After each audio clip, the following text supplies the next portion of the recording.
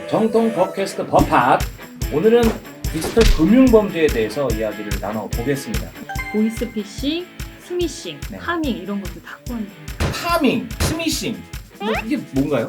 그 가짜 사이트로 유도가 되는 거예요. 스미싱은 문자 메시지 같은 거를 보내면서 URL 주소 같은 거를 같이 보내죠. 네. 인터넷 사기를 당하지 않을 5계명이라고 있어요. 인터넷 사기 5개명.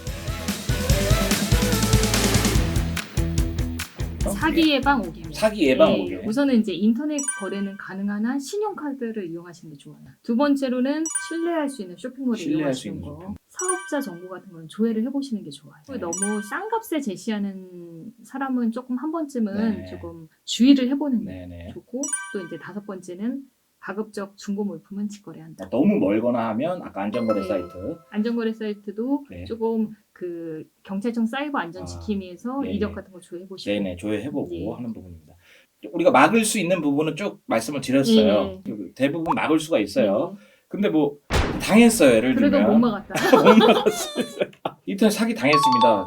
그럼 이제 어떡하죠? 이제는 이제 수사기관의 도움을 요청해야죠. 수사기관. 예.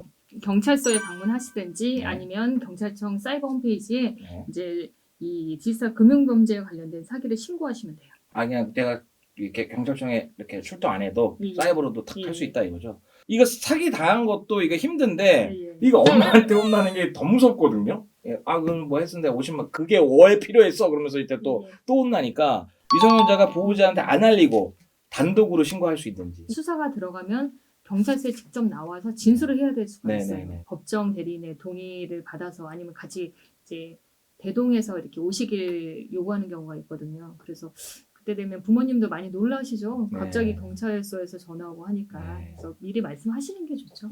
예. 단독으로 신고는 가능하다. 하지만 나중에 알 수 있으니까 미리 얘기하자. 예, 예. 이렇게 보시면 될 것 예. 같습니다. 예. 요건 어떻게 증거 수집? 예, 예. 이것도 디지털 성폭력처럼 채팅창 네. 아니면 결제한 내역 이런 부분에 다 캡처를 해놓으시고 네네. 요거를 가져가서 이제 같이 신고를 하시면 되죠. 네. 근데 또 이런 우려가 있어요. 이게 진짜 이런 우려 저도 할 수 있을 것 같아요. 내가 피해 금액이 15,300원이에요. 이거 15,300원 갖고 이거 신고를 해야 되나? 또 신고를 한다 그래서 과연 경찰이 잘 이걸 수사를 해줄까? 우선은 이런 인터넷 사기범들은 사실 한 명한테만 이렇게 사기치는 경우가 드물어요. 그렇죠. 이제 한 번 신고가 들어가야지 경찰서에서도 본인 뭐 은행 지급 정지를 시킨다든지 아니면은 인터넷 사이트에서 이 사람의 사기 이력을 등록한다든지 그런 절차가 있고 이제 있기 때문에 이게 소액이지만 신고를 하셔야지 그 사람도 범행을 중단하는 계기도 될 수도 있는 네네. 거죠. 그 멋있는 말 있는데 장관님이 얘기한 게 현재 범죄 이거 현재 범죄를 처벌하지 않는 것은 네네. 프랑스의 철학자 알베르 까미는 어제의 범죄를 벌하지 않는 것은 내일의 범죄에 용기를 주는 것과 똑같이 어리석은 짓이다 라는 말을 했습니다. 대부분이 다 소액 피해자들이에요. 뭐 그런 부분 뭐 걱정하시지 마시고 적극적으로 신고하셨으면 좋겠습니다. 향후의 범죄도 우리가 어떻게 보면 방조자가 될까요? 피해자이면서 방조자가 될 수 있는 부분인 것 같아요. 신고하지 않는 것은.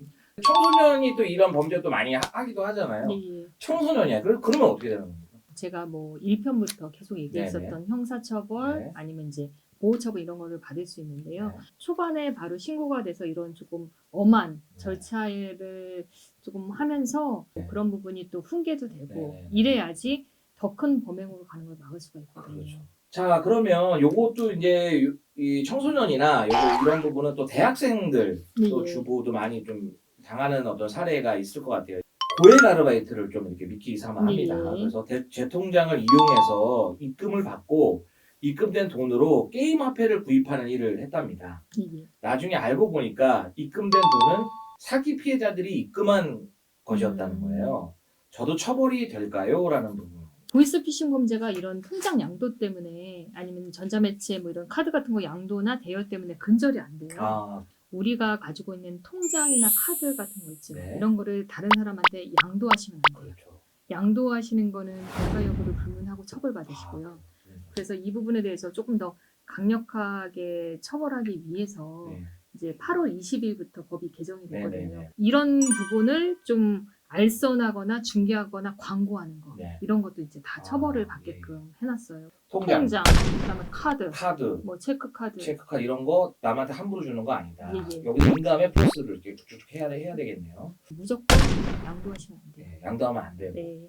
그래서 저는 이런 말 잘 모르는데 우리 작가가 멋있는 말 하나 여기 써놨어요. 공짜 CD는 쥐덫 위에만 있다. 네. 그럴 수도 있겠죠. 네, 그래서 이게 고액알바라는 부분 자체에 좀 현혹되면 안 될 것 같습니다. 예. 네. 과장님이 추천하는 거 이거 하나만은 꼭 지켜줘라. 이거 한 말씀 하시면 좋을 것 같아요. 우선은 아무거나 링크를 클릭하지 마라. 링크 클릭하지 예. 마라. 저는 하나 더 한다면 고액알바에게 훅하면 안 된다. 땀에는 대가가 다 있죠. 네, 그러니까요. 오늘 함께 해주셔서 감사드리고요. 네. 네. 예. 다음 주는 마지막 주제. 예, 네, 그래서 디지털 저작권으로 예. 한번 찾아뵙도록 하겠습니다. 예, 수고하셨습니다. 예, 고맙습니다. 다음 주에 다시 뵙겠습니다.